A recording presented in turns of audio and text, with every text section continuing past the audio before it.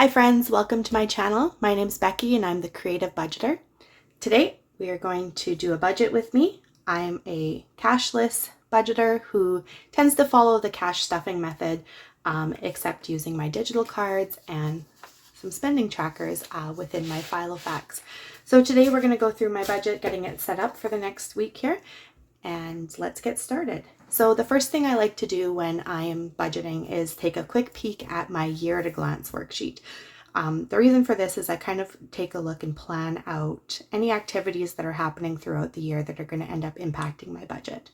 So we're in February currently. Looking ahead a little bit here, I see in March we're wanting to complete a roofing project that we started last fall. So there might be a little bit of spending that we need to do in March for that, which I think is going to make it incredibly important that for the remainder of the month of February that we just stick on track with budget. So let's move over into my bill calendar. So the next step that I like to do at the start of the month always is set up a bill calendar. And this lets me know when my paydays are. So you can see here the 2nd, the 10th, the 16th, and the 24th. And then which days all of my bills fall on. So for this period, we're looking at the 16th through to the 24th. And I can see in here that I've also got a dentist appointment for my daughter on the 17th here.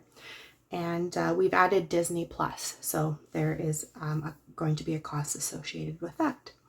I also added in here that we have CCB, which is the Canadian Child Benefit, coming in on the 20th. So that's a little extra money into our account that I need to consider when I build my budget. So with that being said, let's go ahead and jump right into my budget worksheet. So I like to budget each individual paycheck, so each time we get paid. And this is my current template that I'm using. I loved kind of pulling in some fun elements here. I added some lemons. It's snowy and gross outside, and I just wanted something that reminded me a bit of spring, and what's better than homemade lemonades. So these templates will be available in my Etsy shop very shortly here. So let's go ahead, dive in and get started. So I always want to just make a note of what I have in my checking account as a buffer. So currently I have $200 in my checking account as a buffer. So when all is said and done at the end of this pay period, I still want to have that $200 left over. So jumping right in, I have my pay for this period, which is $18.82.49. And then we have CCB coming in, which I estimate is around $300. It's usually $300 and change, but I'm not sure of the exact amount right off the top of my head here. So we're just going to work with that rounded 300. And I cannot find my trusty calculator at the moment. I believe my toddler has ran off with it somewhere. So we're going to just use my work iPhone here as our calculator. So we have $18.82.49 plus the 300. So for the period, we've got $2,182.49 to work with. So pay date here was on February 16th, and this pay period is going to run February 16th to the 24th. Great. So now I want to dive into my fixed expenses. So I have a list here of those, which were written on my bill calendar. We have our mortgage, which comes out on the 17th. We pay our mortgage weekly, and that's going to be $381.54. We're on a variable rate, so unfortunately it did go up just slightly this month. Also coming out on the 17th is going to be a small contribution to my daughter's RESP, $25. That's just a recurring automatic payment that comes out. Same thing with my TFSA, just a small automatic payment that comes out, $25. Moving on, we have our city payment on the 18th, and that's going to be our water, sewer, recycling, all that good stuff. So that's $134.19. I have my HP Ink subscription, and that's coming out on the 23rd, I believe. And that's going to be $13.81. second mortgage payment, because we're paying our mortgage payment weekly. That's going to come out on the 24th. And that I anticipate will also be $381.54. I have our internet bill coming out on the 28th, and that is $68.57. I have our home insurance also coming out on the 28th, and that is $191.22. Netflix will be coming out usually around the 30th, and that's currently $18.30. And then I have a debt payment coming out also on the 30th, just an automatic payment of $43.55. And then the one that I'm going to add in here is the Disney Plus that we just added, and make that for today's date, and that's $13.31 because I'll be signing up for that today. Great, so those are all of my fixed expenses. Now you might notice that I ended up putting all of the fixed expenses to the end of the month on this tracker. These ones here are supposed to be corresponding with the payday on the 24th. However, my husband has had some sick time, and I know that's going to affect what this paycheck is on the 24th. So I want to make sure that all of these bills are covered to the end of the month. And then when my husband gets paid on the 24th, we can use that to cover some additional variable expenses and put towards our goals. So you'll notice I won't have a lot left over because this is going to be bill heavy this period again. But, top priority is making sure all the bills get paid for the month, and then we kind of work from there on our variable expenses and any goals that are coming up. So it's also just a really good idea to always be kind of just looking ahead, planning ahead, knowing what's happening and what's going on with the fluctuations that may happen with your income. Okay, so I'm going to go ahead here and add all of these expenses up. So $381.54, $25, $25, $134.19, $13.81, $381.54, $68.57, $191.22, $18.30, $43.55, and $13.31. So that gives me a total of $1,296.03. We're going to subtract that from our income for the period.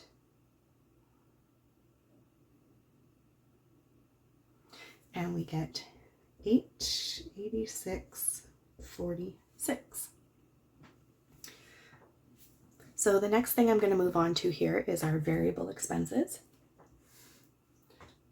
So for those, we have our consumables,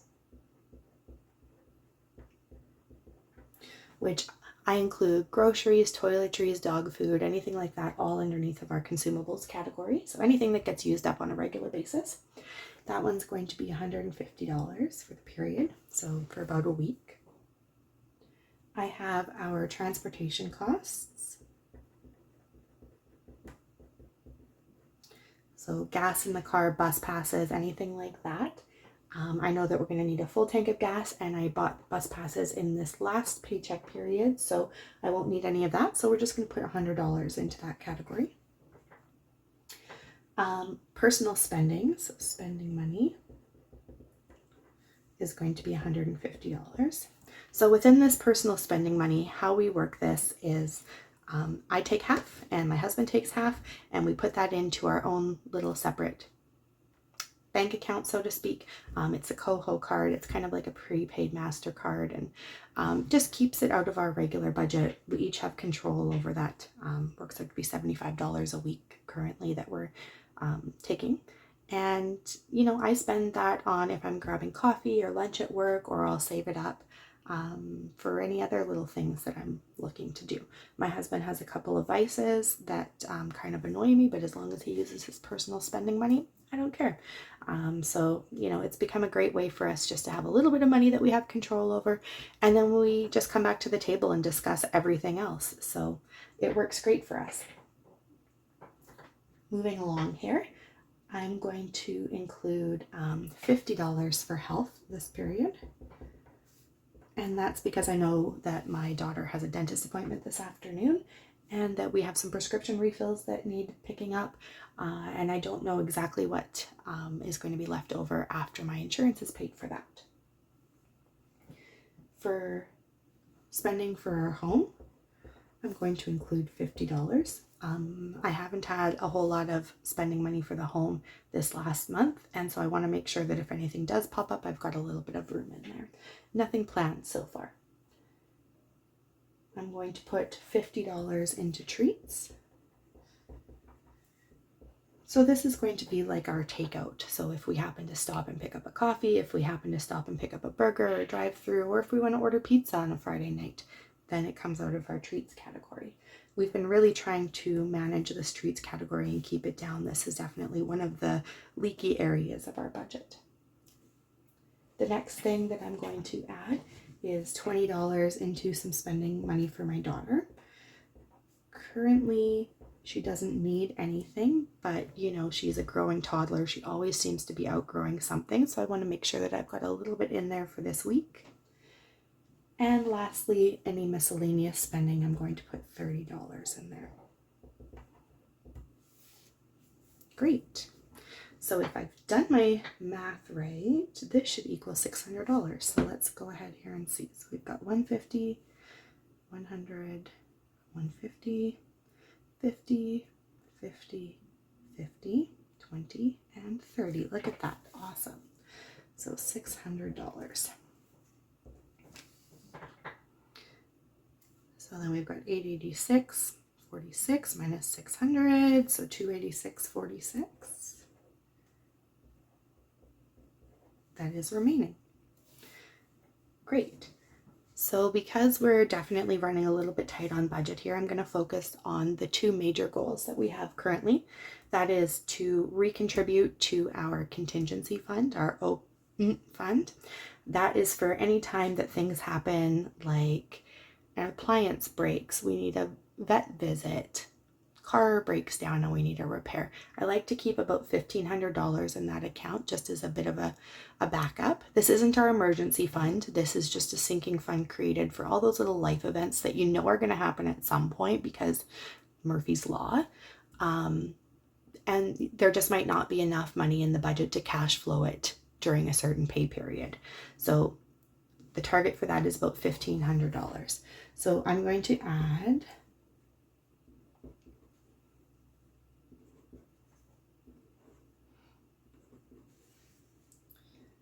$50 to that this pay period. The next thing that we are really prioritizing is paying down our debt. So the remainder of this $286.46 is going to go towards debt. So let's clear this out here. So we have $50 total added to sinking funds, which is going to leave us with $236.46. And that's going to go directly to debt. $236.46, $236.46, and remaining is nothing. So I'm a zero-based budgeter. I like giving absolutely every dollar a job, and we've gone ahead and done that here. So now we're ready to stuff my file of facts with my cash spending trackers, cashless spending trackers. Okay, so the first category is consumables.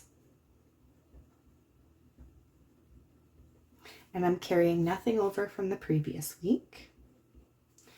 And I'm going to deposit $150.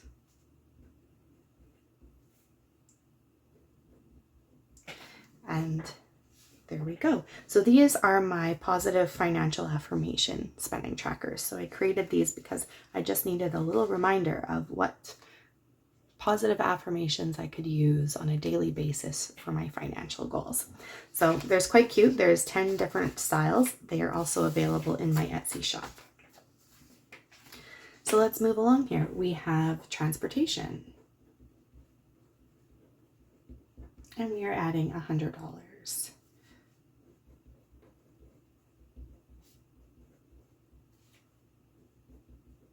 We're carrying forward nothing from last pay period, so our balance is $100.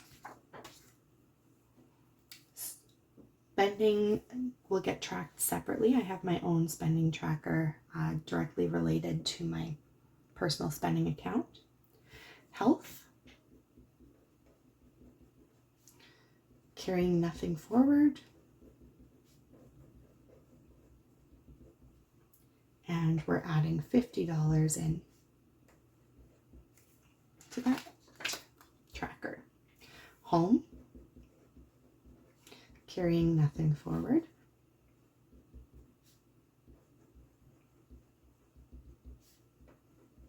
And adding $50.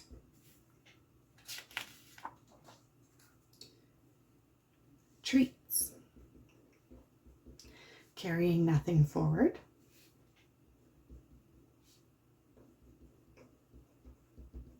And adding $50. So sometimes I will carry a balance forward from the past pay period, especially if I know that I've got something coming up in that week that's going to require some additional funds, like in my consumer category, for example, if I'm going to Costco and I know that I'm going to need to stock up on some extra supplies, then I might carry forward from my budget from the previous week. I like to zero things out at the end and put the remainder towards my financial goals. That's just the period of life that we are in at the moment, as I want to make sure that every dollar is working for us as best as it can. So I go ahead and zero out the balance at the end of each pay period and start fresh. It also, I find, is easier to track within my spending tracker if I'm not carrying forward and rolling over money. So that's just what works easiest for me. You can do things however works easiest and best for you. That's the beauty of having a budget. It's completely personalized, completely unique to your own personal situation, and helps you go after what it is that you really, truly want from your money. Next category is Ev's needs. So this is getting $20 for the period, and I'm carrying nothing forward.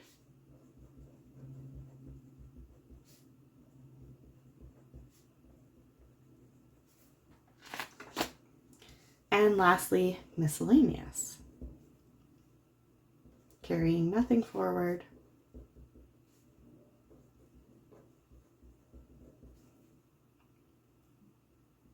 And adding $30. Excellent. So with those all finished, I'm ready to go ahead and hole punch them and get them into my Filofax. Since I do not have an actual Filofax punch, I have a single hole punch. It takes me a little bit of time to get that done. So I'll just set these in here and we'll finish out the rest of the budgeting process.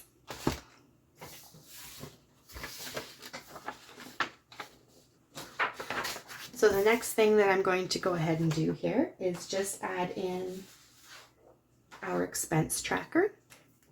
So I like to, again, start fresh each pay period. So this account is our joint account. The pay period is for February 16th. And the starting balance in there is $200. And that is our $200 buffer. So I know that my pay has already come in. So I'm going to add in a line item for that. So that deposit is $18.82 and 49 cents. It'll be a day or two before the CCB comes in. So currently this is all that I have in the account. So we're gonna go ahead and add these two together to give me my current balance, which is $2,082.49. And that is correct. That is in what is in my account today. So that's great. I always want to keep this ending balance equal to what is in my account. The other thing that I do is if I make a transaction on a credit card, I'll automatically put it in this expense tracker and add a little note here as to which credit card it is. And then it comes out of my bank account balance, in theory, automatically right away.